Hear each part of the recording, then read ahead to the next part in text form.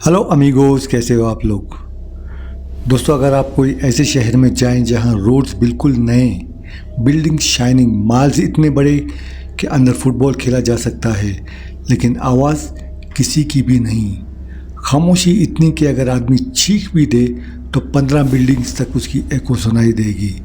ना कोई बच्चा दिख रहा है, ना कोई आंटी ग्रोसरी ले जा रहा है और ना कोई अंकल चाय की दुकान पर गॉसिप कर रहा है। हर तरफ सिर्फ बिल्डिंग्स बिल्डिंग्स और खाली बिल्डिंग्स। आप समझेंगे कि ये कोई सेट है किसी नेटफ्लिक्स के कोई सीरीज़ का, लेकिन नहीं, ये रियल है। ये है चाइना के गोस्ट सिटीज़ का सच। अब दोस्तों, गोस्ट सिटीज़ का मतलब क्या है? एक शहर जहाँ इंफ्रास्ट्रक्चर सब कुछ हो, रोड्स, स्कूल्स, हॉस्पिटल्स, अपार्टमेंट्स, लेकिन लोग ही नहीं हों। मतलब आप लिफ्ट में खुद से हेलो बोलकर ऑकवर्ड महसूस नहीं करेंगे, क्योंकि वहाँ लिफ्ट भी बोर्ड हो चुकी होती है। ऐसे शहरों में लाइफ तो क्या, वाईफाई सिग्नल भी थक कर गिर जाती है। सिग्नल किसके लिए दूँ, यूज़ करने वाला तो कोई है ही नहीं। अब बात करते हैं असली टॉपिक की। ये गोस्ट सिटीज़ कैसे और क्यों बनाए गए? चाइना की इकोनॉमी पिछले कुछ डेकेड से एक ग्रोथ बीस्ट बन चुकी है। उन्होंने एक नया फॉर्मूला निकाला, अगर इकोनॉमी स्लो हो रही है तो नए शहर बना दो। इस मॉडल में गवर्नमेंट डेवलपर्स को पैसे देती है, शहर बनाओ, फ्लैट्स बनाओ, मॉल्स बनाओ, हाईवेज बनाओ, और डेवलपर्स भी बोलते हैं अरे वाह, पैसे भी मिलेंगे और कंस्ट्रक्शन का क्रेज़ भी चलेगा। तो उन्होंने बिना सोचे समझे शहर बनाना शुरू कर दिए, बिना ये देखे कि वहाँ लोग भी आएंगे या नहीं। नंबर 1 का शहर है ओर्दोस। इनर मंगोलिया का दुबई बना, लेकिन लोग भूल गए वहाँ आना। Ordos, China, the modern ghost city.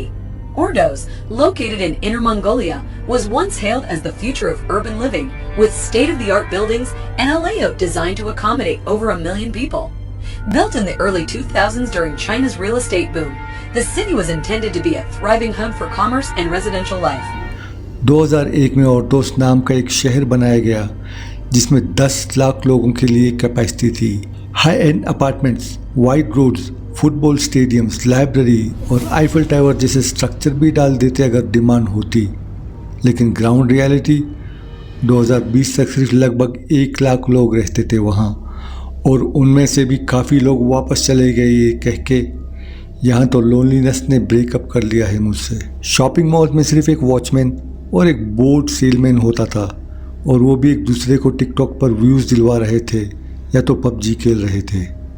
दूसरे नंबर का शहर है तियांगदुचेंग, चाइना का पेरिस, जहाँ सिर्फ कबूतर रहते हैं। जीजियांग प्रोविंस में एक शहर बनाया गया था, पेरिस का रेप्लिका।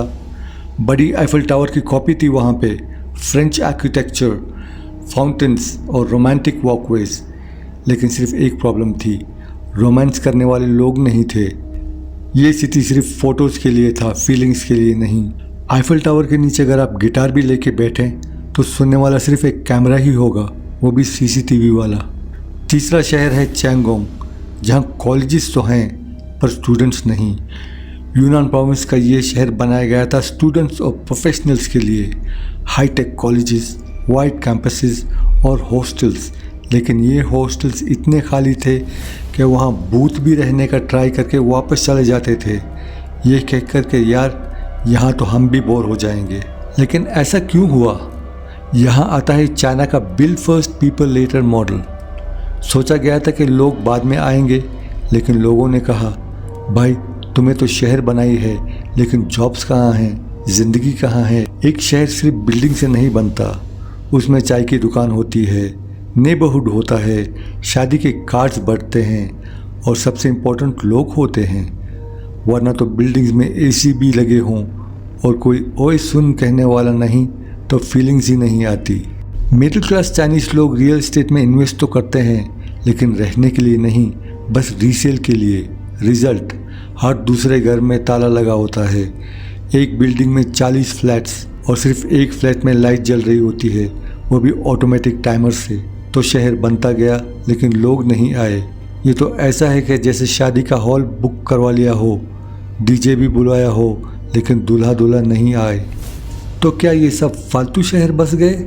नहीं, गवर्नमेंट का कहना है कि ये शहर फ्यूचर रेडी हैं। जैसे जैसे लोग अर्बन एरिया की तरफ माइग्रेट करेंगे, ये गोस्ट सिटी स्लोली पॉपुलेटेड हो जाएंगे, मगर एक्सपर्ट्स कहते हैं अगर काम नहीं होगा तो लोग भी नहीं आएंगे, क्योंकि जॉब्स मेन टारगेट है।